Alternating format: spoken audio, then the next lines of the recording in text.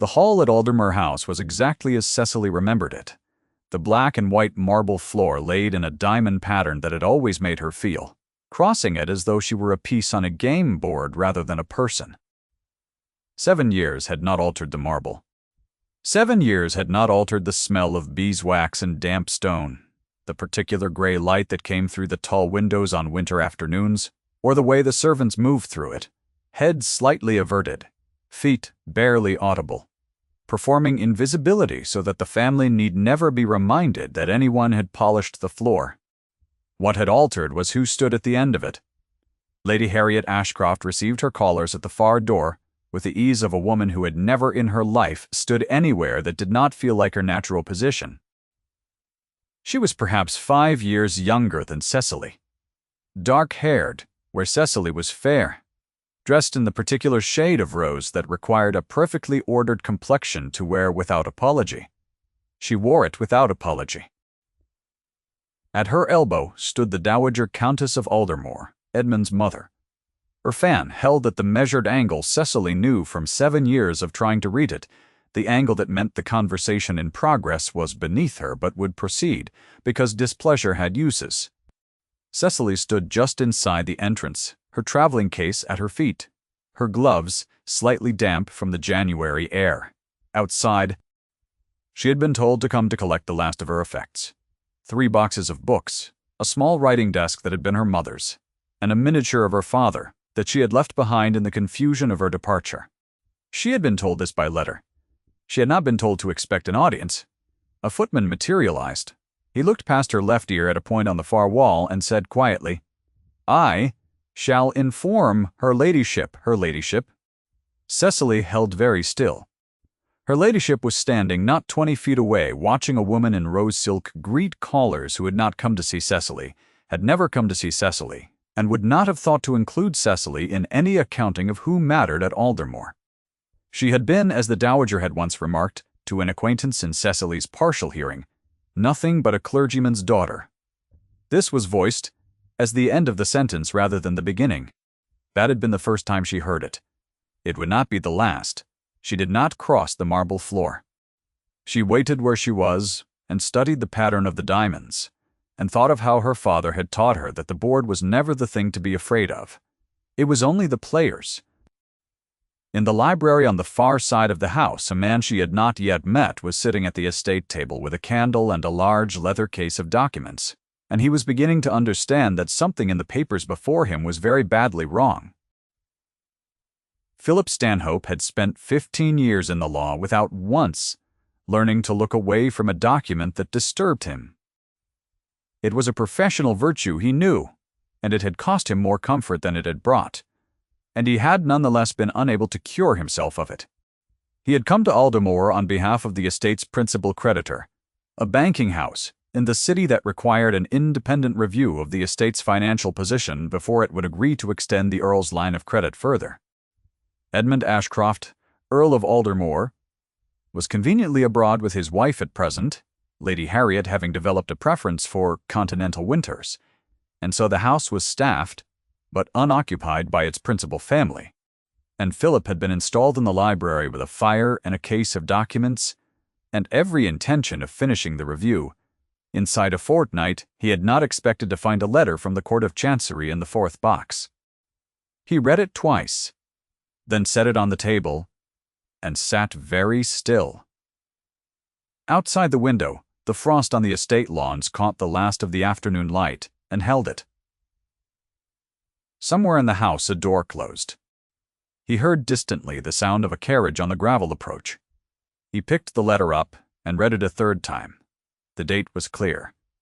The 22nd of November, 1814. An acknowledgment of receipt of a petition for dissolution of the marriage between Edmund Francis Ashcroft, Earl of Aldermore, and Cecily Mary Marlowe Ashcroft, Countess of Aldermore. The acknowledgment was clear, and the date was clear, and what followed from those 2 clear facts was not a matter of interpretation. Edmund Ashcroft had contracted his 2nd marriage in October of 1814. The dissolution petition had been acknowledged in November of 1814. Dissolution of a parliamentary kind required years, not weeks. No dissolution had been granted. The marriage between Edmund Ashcroft and Cecily Marlowe had never legally ended. Philip set the letter down again. He pressed his fingers flat against the table's surface. He thought of his father, who had sat at a table very like this one with a document in his hands, and had decided that the men of consequence who employed him would not want to know what the document said, and had put it away, and had lost everything when the truth surfaced without him. He thought of his father every time a document disturbed him. The memory had never once made him set the document down. He heard footsteps in the hall and, without particular expectation, looked toward the library door. Cecily Marlowe Ashcroft, whose name Philip now knew, whose legal position he now understood, whose situation he was not yet prepared to speak aloud even to himself, had been directed by a footman to wait in the small sitting room across the hall while a message was sent to Lady Harriet. She had not argued with this.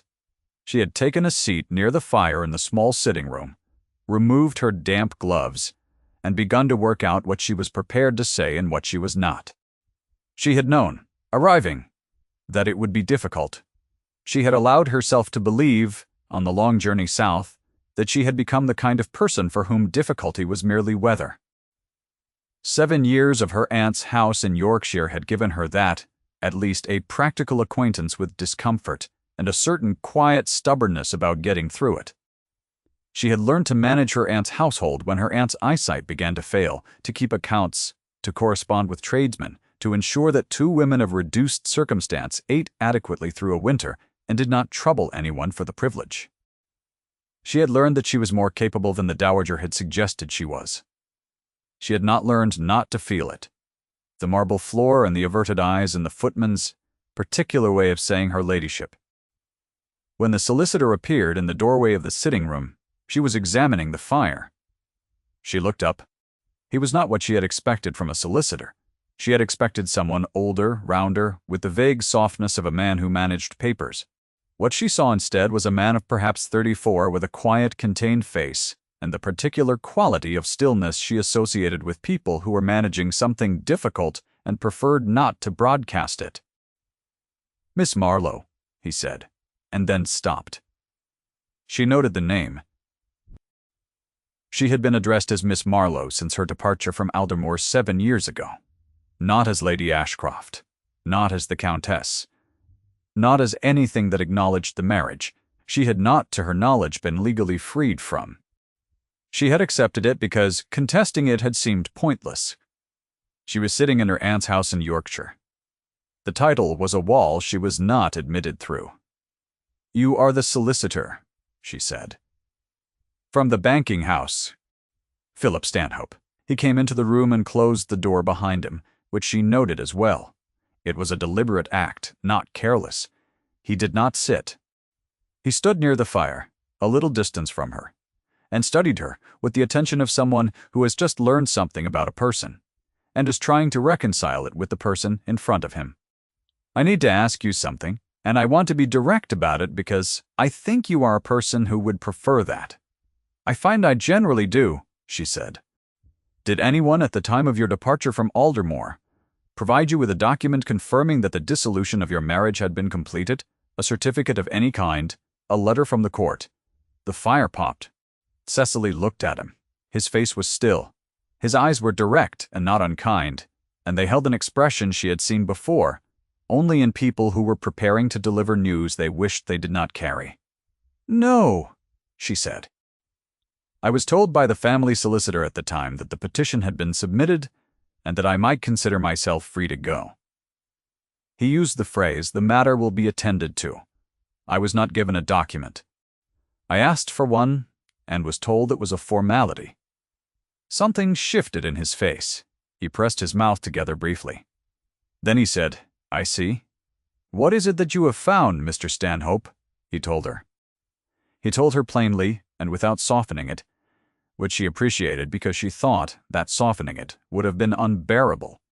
He told her about the letter from the Court of Chancery, the date, the sequence of events that date implied.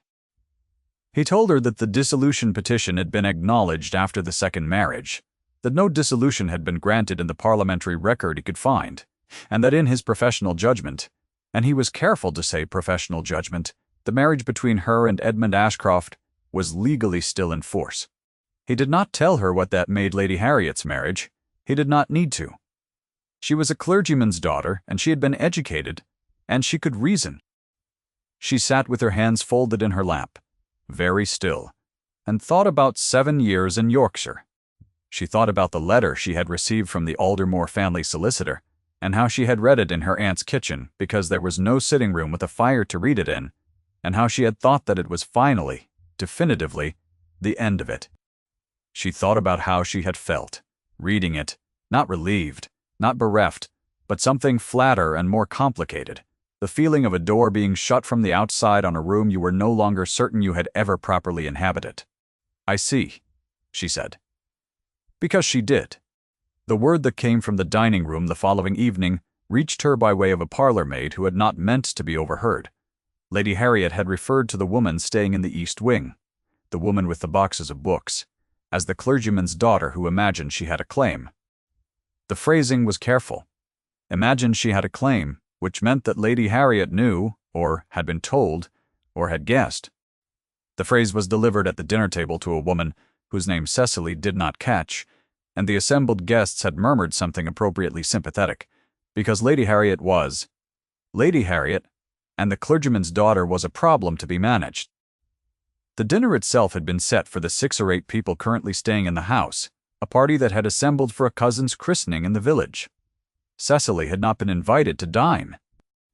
She had eaten on a tray in the East Wing, which was where she had been housed, next to the boxes of her books, and she had eaten without particular feeling about it because she had learned that particular feelings were expensive, and she was managing a budget. Philip had not dined with the party either. He had asked to be excused from the social obligation of the evening on the grounds of professional necessity, and had returned to the library, and had spent 3 hours with a candle in the estate papers and a legal index looking for any record of a granted dissolution. He found none. He found instead the names of 2 witnesses who had signed the dissolution petition in the autumn of 1814, one of whom was the family solicitor who had told Cecily the matter would be attended to, and one of whom was the Dowager Countess of Aldermore. He sat for a moment with that information, and then added it to what he already knew, the way you add a stone to a cairn, because the cairn was getting tall, and he could not stop building it. In the morning he saw her in the garden. She did not know he was watching. She had gone out early, before the house was properly awake, and was walking the kitchen garden path with a purpose he could not identify until he realized she was checking the cold frames. One of the under gardeners was there, a young man of perhaps 16 who was struggling, visibly and silently, with a latch that had frozen in the night. Cecily stopped beside him without fanfare, examined the problem, said something Philip could not hear through the library window, and then held the frame steady, while the boy worked the latch with both hands. When it gave, she nodded at him once, and continued on her way without the performance of having done something notable. Philip had been watching because the window faced the garden. He did not tell himself anything other than that. The latch on the cold frame was a small thing. He knew it was a small thing. He also knew that his father had once said that a person's character was most accurately visible in the small things they did when they believed themselves unobserved. He had spent 15 years finding his father to have been correct about this as he was about most things. He stayed at the window a moment longer than necessary. Then he went back to the documents. When the Dowager sent for him that afternoon, he was not entirely surprised. She received him in the larger sitting room with Lady Harriet present and a fire that was considerably warmer than any fire that had been lit in the East Wing. The Dowager was a tall woman in her late 60s with a quality of stillness that reminded Philip uncomfortably of a person who has won a great many arguments and found the experience neither humanizing nor sufficient. Lady Harriet sat slightly behind her, her hands folded, her expression composed into something that was almost curiosity and was actually calculation. "Mr. Stanhope," the Dowager said, "I understand you have been making inquiries of our guest. I have spoken with Miss Marlowe." "Yes," Philip said. He sat when invited, which she did invite, and declined tea. "I want to be direct with you," the Dowager said. "There is a document in the estate papers. You may have encountered it." that was incorrectly dated due to a clerical error at the time. It has caused some confusion in the past, and I wish it to cause no further confusion. I am sure you understand." Philip looked at her. Lady Harriet's hands remained folded. "I am afraid I would require legal clarification of the nature of that error," Philip said. "In order to complete my review, the documents must be assessed on their face. A dating discrepancy of the kind you describe has significant legal implication and is not something I am in a position to set aside as a clerical matter without supporting documentation." The Dowager's fan did not move. The fire moved, its light shifting across the carpet, and the silk of Lady Harriet's gown and the Dowager's composed face. Philip was aware in the way one is aware of weather that he had just done something these women had not expected him to do. "You are here on behalf of the banking house," the Dowager said. Her voice was pleasant. "Your mandate concerns the financial position of the estate, not its family matters." "The financial position of the estate," Philip said, "is inseparable from the question of which settlements are legally valid and which are not. I think your own solicitor would confirm that." There was a silence that had a quality of thought in it. "I see," the Dowager said, which was what people said when they were deciding whether to escalate or not. Philip excused himself. He found Cecily in the passage outside the east wing and told her, quietly, that she should not be alone in public spaces of the house if she could help it for the remainder of the day, and that if she required anything she should send the parlour-maid to the library first. She looked at him.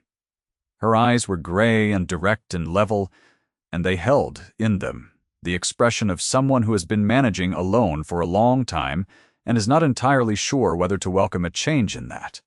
"You are protecting me," she said. "I am advising you," he said. "There is a distinction, is there, Miss Marlowe?" He said it carefully, and something in how he said it made her stop. "I need you to trust me for the next day or two. Not because I have given you cause to trust me, which I have not, but because the alternative is worse." She considered him. Then she said, "I trusted a solicitor once." "I know," he said.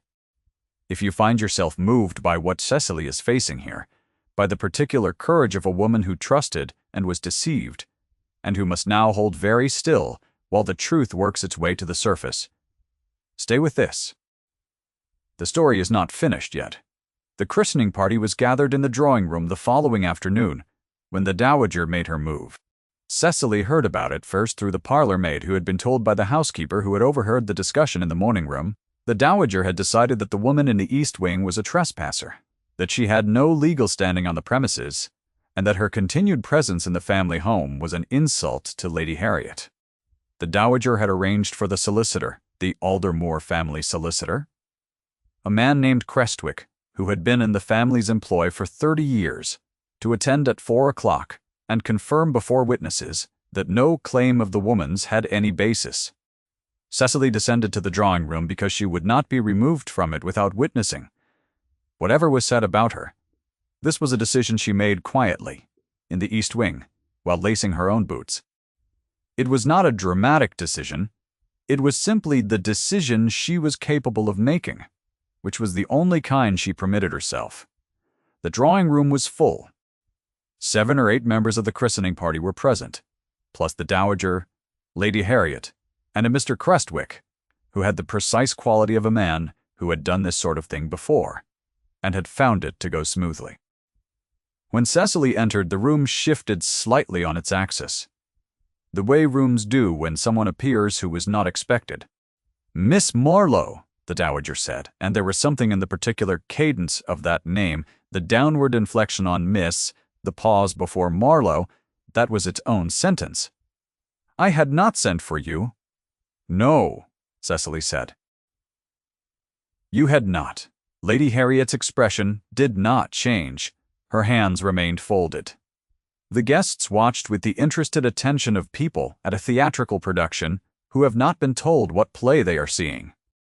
"I think," the Dowager said, her voice perfectly regulated, "that it would be best if the clergyman's daughter were to wait elsewhere while we settle this matter." The phrase landed in the room like a dropped tray. Several of the guests looked at their hands. One woman near the window looked at Cecily, and then quickly away. And Cecily recognized in that quick look the complicated shame of a person who knows they are watching something unkind and is not going to stop it.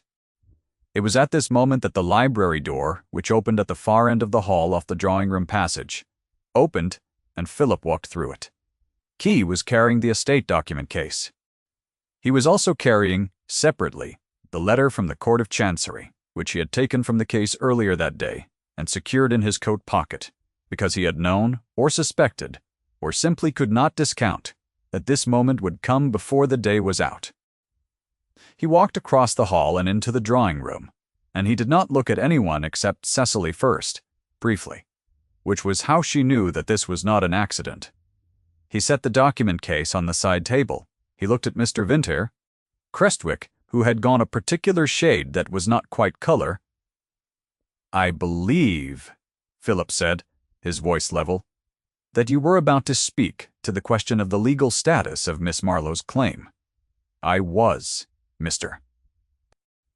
Crestwick said, and gathered himself, and said what he had been sent to say, that the first marriage of Edmund Ashcroft had been dissolved in the year 1814, that the dissolution was confirmed by the court's acknowledgment letter of that year, and that the second marriage of the Earl of Aldermore to Harriet Colborne was entirely regular and fully in force. Philip said, "And what is the date on the court's acknowledgment letter?" A silence. "I do not recall the precise date, Mr. Colborne." Crestwick said, "I have it here," Philip said, and produced it, and read the date aloud. He read it clearly, and without emphasis. The way you read a number that does not need to be dramatized because the number is doing all the work. He then stated, with the same absence of drama, the date of the second marriage. He noted aloud the sequence that those two dates produced. He said, "The dissolution petition was acknowledged by the court in November of 1814. The second marriage was contracted in October of 1814. He paused. Not for effect. Because what he had to say next was important, and he wished it to be clear. There is no record of a dissolution having been granted. Without a granted dissolution, the first marriage remains in force. It has remained in force for the past 9 years. The room was very still. Lady Harriet's hands for the first time moved. Her fingers tightened together in her lap, and she looked at the Dowager, and the Dowager did not look back. "Miss Marlowe is the Countess of Aldermore," Philip said. "She always was." He said it without volume, without triumph, without the particular satisfaction Cecily had half expected and did not want.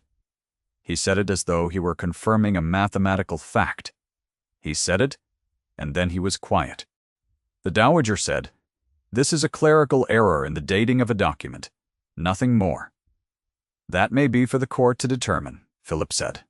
"I am not the authority. I am the person who found the document and is required, by the terms of my professional commission and by my own conscience, to report what I found, which I will do. Your commission," the Dowager said, and there was a controlled fury in it, "is to review the financial state of this estate." "Yes," Philip said. "And the legal validity of the settlements and marriage portions attached to this estate is directly material to its financial state. I think your own advisers will confirm that." Mr. Crestwick had not spoken again. He was examining a point on the carpet with the intensity of a man who has decided that the carpet is the safest thing available to him. Lady Harriet rose. She did it smoothly, without fragmentation, with a dignity that Cecily found herself, despite everything, respecting. She said nothing. She walked to the door and left the room without looking at the Dowager, and the guests watched her go, and the Dowager watched too, her fan finally stilling. "You have done great damage," the Dowager said to Philip. "I have read a document," Philip said. "The damage was done when the document was created." The guests departed quietly, in clusters. The Dowager sat a moment longer than Cecily expected, looking not at either of them but at the fire, as though it had said something she was deciding whether to contest. Then she rose, and she was still tall and still composed, and she said to Cecily very quietly, "You were very young It was not an apology. It was a recognition, barely, that Cecily had existed during the years in question. It was the most the Dowager was going to offer, and Cecily knew it. She said nothing, because there was nothing adequate to say. When the room was empty, Cecily and Philip stood on opposite sides of the fire. She was looking at the grate. He was looking at her, or at least she thought he was. She was not looking at him. "What happens now?" she said. It was not quite a question. "I submit my report," he said. "The court is notified. The family's solicitors will be involved. There will be a period of legal determination, and it will not be short." "And Edmund will have to come back from the continent," Philip said. "Yes?" She thought about Edmund. She had not thought about Edmund often, in 7 years, because it had seemed to her that thinking about Edmund was a kind of waste. The way thinking about the weather you had already experienced was a waste. It did not change the weather. She thought about him now for a moment, and the thought was not warm, but it was also not the vast thing she had feared it might be. He was a man who had made a particular calculation and had been, for 9 years, lucky. That luck had expired. "You did not have to do this," she said. "I found a document," Philip said. "I could not unread it. Many people would have." "I know," he said. "My father could not either." She looked at him then. He was looking at the fire, and there was something in his face that was not sadness exactly, but the territory adjacent to it, the landscape of a grief that had been long enough in residence to have become simply part of the country. "He died a fair man," she said, because she understood from what he had told her that this was true. "Yes," Philip said. "He did." The fire burned. Outside, the January evening had begun to come down, and the light through the windows shifted to the particular blue that precedes the real dark. Cecily heard, somewhere above them, the sound of a trunk being moved. Lady Harriet's staff, probably, beginning the practical business of departure. She did not feel triumph at the sound. She felt instead a kind of exhausted clarity, the feeling of a room long locked finally having the key turned in it, the air inside neither warm nor cold but simply present. If you have stayed this long with Cecily, and I believe you have, you already know that what comes next is not the story of a woman restored to power. Power was never what she wanted. She wanted only to be seen as what she was. The legal determination took 3 months. Philip remained at Aldermore for 6 weeks of it, completing his commission, and then, by an arrangement with his banking house employer that he attributed to professional thoroughness, and that the banking house suspected was something else, remaining for 2 more. He and Cecily ate breakfast at the same time most mornings. He asked her opinions about the estate books, which he said was useful, and which was useful because she had once known the estate books as well as anyone. She told him when his arithmetic was correct and when it was not. He thanked her the first time. After that, he thanked her by returning her corrections without comment, which she found more satisfying. Pfft. There was an evening in the library when the fire had burned low and the candles were nearly gone, and she had fallen asleep in the chair, with a volume of estate correspondence open on her knee, and he had not woken her, and had covered her with his own coat, and had gone to write up his notes in the cold of the adjoining room, and had not mentioned it the following morning. She mentioned it. He said, "You were cold." She said, "I was asleep." He said, "Yes." She thought about that exchange for longer than she intended to. She had not expected to find herself, at 27, in a situation that included warmth, not the warmth of status or restoration, but the particular warmth of being in a room with a person who had read a document that would have been convenient to misread, and had not misread it. She had not expected to find that this constituted a kind of wonder. She had been in Yorkshire a long time.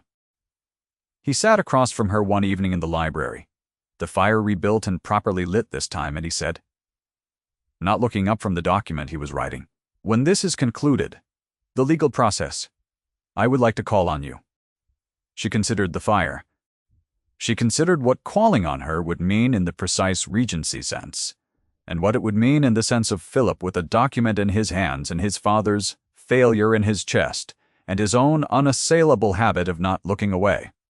She considered that she had been looked away from for 9 years, and had developed a precise awareness of what the alternative felt like.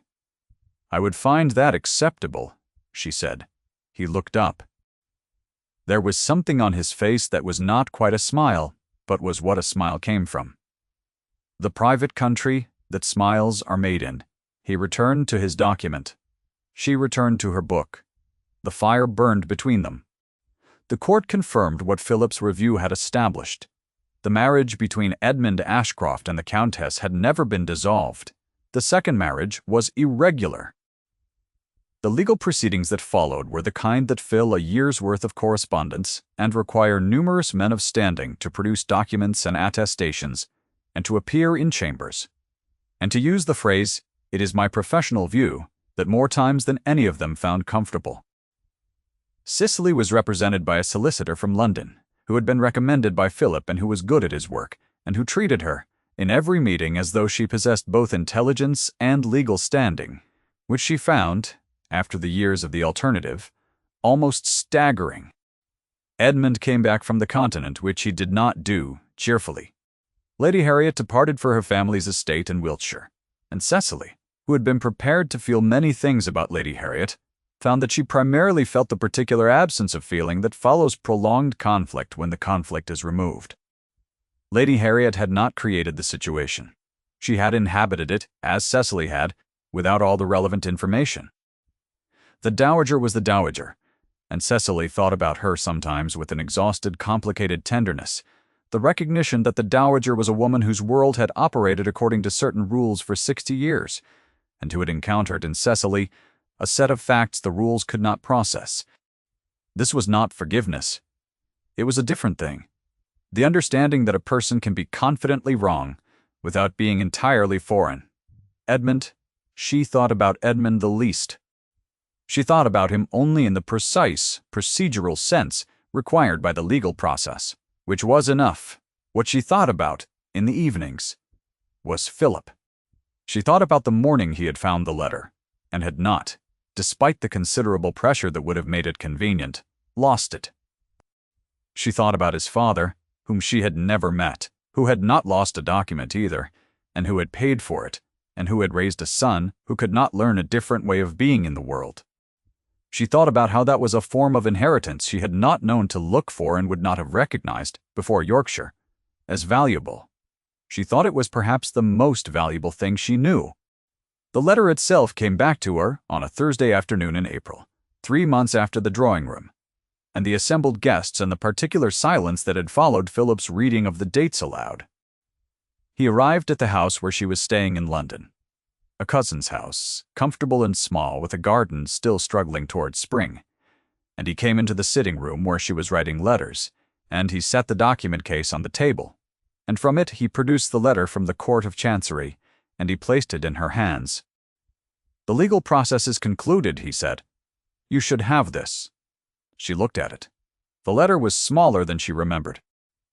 She had spent 7 years not knowing it existed, and several months knowing it existed without having it in her possession.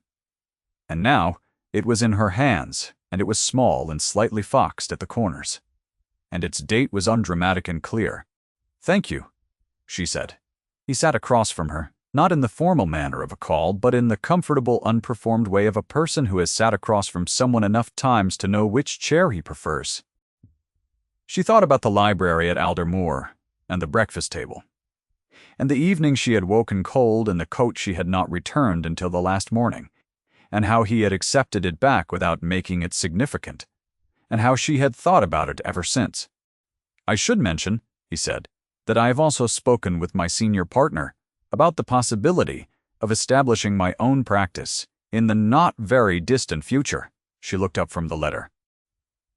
"I thought you should know that," he said, "before I said the other thing I came to say." The garden outside was doing its best. A blackbird had found the corner of the wall and was conducting an extensive argument with a branch. The sitting-room fire was small but adequate, and the light in it was the soft, particular light of an April afternoon that is not quite warm yet, but knows what warmth is. "You may say it," Cecily said. He said it.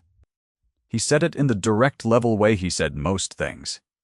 Without flourish, without the elaborate period machinery of formal declaration.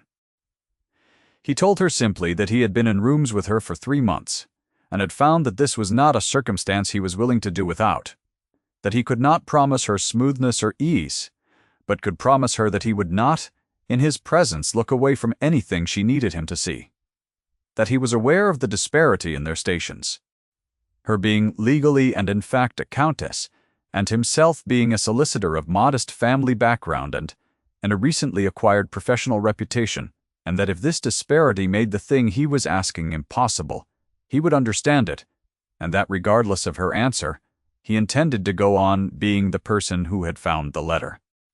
Because he did not know how to be any other kind. She listened to all of this. She held the misdated letter in her hands. And she listened to him, and she thought about the marble floor at Aldermore, and the footman's eyes, and the dowager's fan, and the 7 years in Yorkshire, and how she had gone south again, not expecting anything, and had found something she did not have a word for. The disparity in our stations, she said, does not make it impossible. No, he said. And I find, she said, that what you have described, not looking away, is precisely the thing I require. He looked at her. She looked back. The fire moved. The blackbird in the garden resolved its argument with the branch in the branch's favor, and departed. Cecily set the misdated letter on the side table, face up, its date clear in the afternoon light, and thought that it was a small and ordinary-looking thing to have done what it did.